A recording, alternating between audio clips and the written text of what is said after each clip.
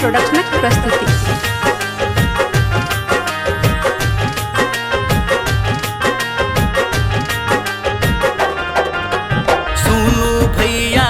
हर अब का कहै छी हम एकरा गब का आरती छोटू दुनू के खिस्सा सुनू काने ध्यान लगा का आरती छोटू दुनू के खिस्सा सुनू भैया इमहर अब का कहै छी हम एकरा गब का आरती छोटू दुनू के खिस्सा सुनू काने ध्यान लगा का आरती छोटू दुनू के किस्सा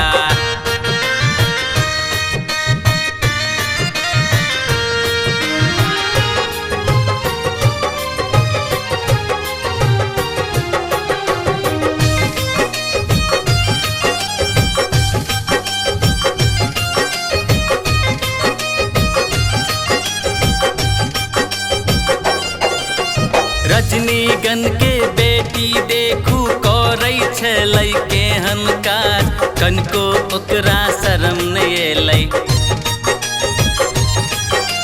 प्रेम के केलक वो बदलाम तनको एकरा शरम नहीं एलै प्रेम के केलक वो बदनाम तनको ओकरा शरम नहीं एलै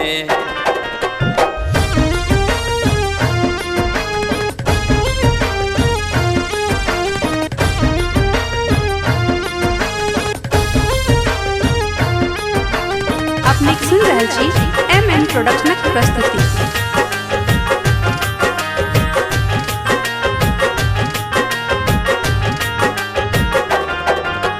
देखू आई प्रेम के लीला छै जग में यो अपरंपार केहन प्रेम के सजा होइत छै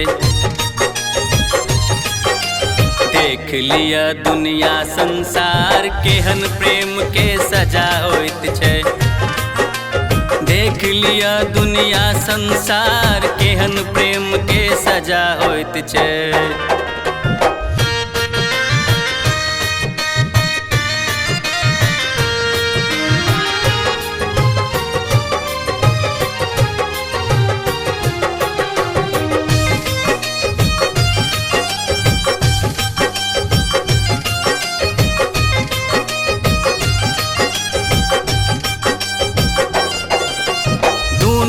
घर में आइब करै चल देखू प्रेम का बात तखने घर में भौजी पहुँचल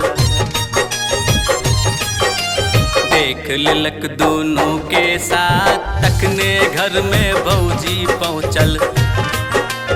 देख लेलक दोनों के साथ तखने घर में भौजी पहुँचल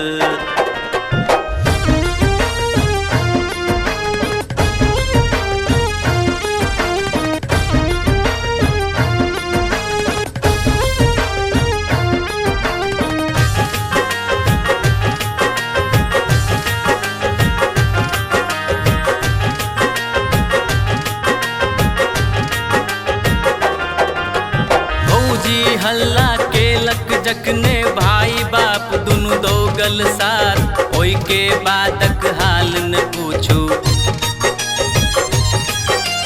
हाथ लात स केलक बात ओई के बादक हाल न पूछू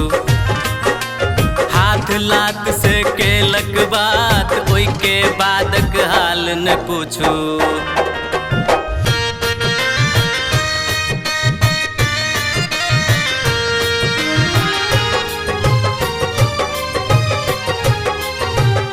अपने सुन रहल छी एमएन प्रोडक्शनक प्रस्तुति।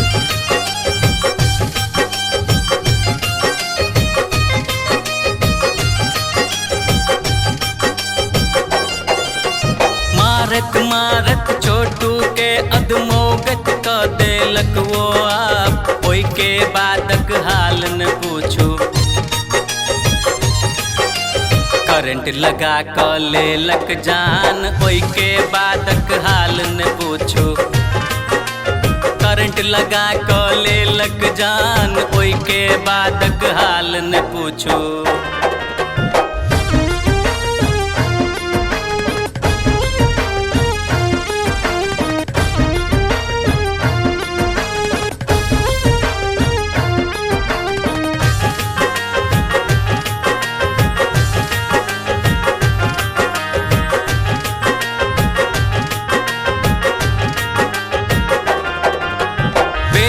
बेटी के समझाबू करिहे ने एहन कोनो काज प्रेम में पड़ कऽ जीवन अपन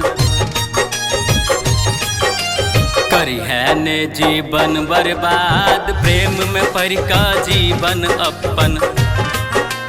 करिहे ने जीवन बर्बाद प्रेम में पड़ कऽ जीवन अपन। Recorded by MMP Studio, Madhubani।